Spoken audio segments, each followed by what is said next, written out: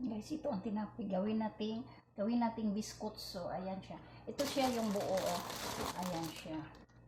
So, gawin natin siyang biscuit. So, ayan siya.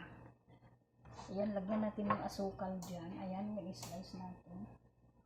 Ayan siya guys. Ayan, ilagay natin dyan. Lagyan natin ng powder sugar sa taas para medyo masarap siya. Hindi siya matabang. Ayan siya. Kung mayroon butter, pwede rin lagyan ng butter tapos asukal.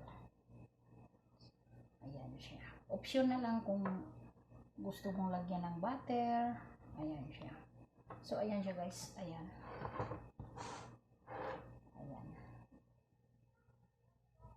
So, may pang partner tayo sa tea. Ayan. Pang snack na guys. Ayan siya.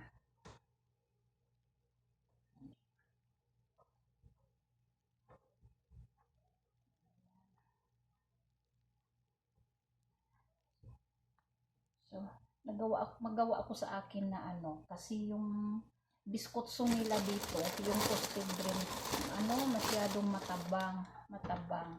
Kaya gumawa tayo ng sa atin. Ayan siya. Ganun na siya guys. So, i-slice natin siya ng manipis. Ayan.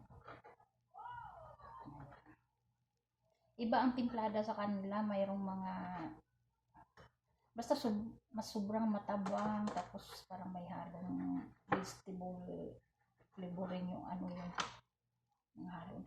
Ganun lang. So, lagay natin dito.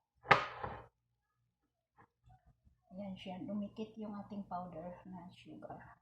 Ayan siya. Sa isang one side lang. Ayan siya.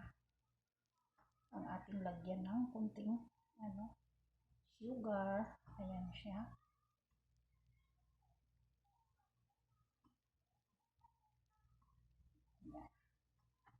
Para naman tayo may pang snack, libre na snack. Ayan, diskarte tayo. Ayan.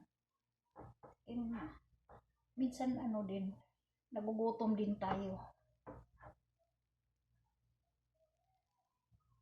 Kailangan din natin na may makain. Ayan.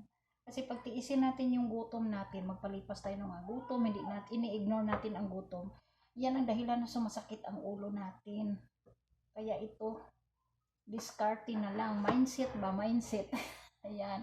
So, ito na. Ilagay na natin sa oven. Ayan. So, nakahanda na ito. Nakahanda na ito sa oven natin. So, mainit na yan siya. So, ayan. Nakikita ko ang ating. Ayan. So, ilagay na natin dyan. So, nakapugas na yung ating apoy. Ayan na siya. Nilagay natin sa 300 yung kanyang sa taas at baba yung kanyang init. Yung apoy. So, ayan lang po.